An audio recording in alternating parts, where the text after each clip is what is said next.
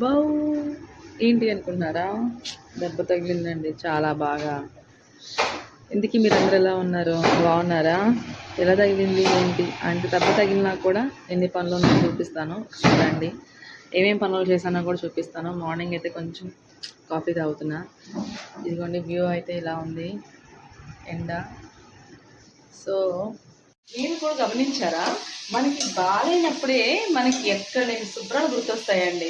నిజంగా చెప్తున్నా, ఎందుకంటే గ్యాస్ పై నీట్గానే ఉంది చూడటానికి, బట్ ఇది క్లీన్ చేయాలన్న ఆలోచన నాకు వచ్చేసింది.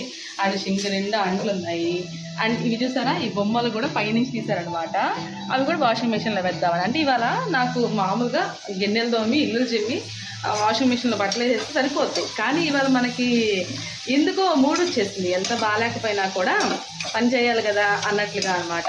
సో దెబ్బ చూసారా ఎంత బాగా తగిలిందో, బాగా పెయిన్ వస్తుందండి, కళ్ళు కూడా బాగా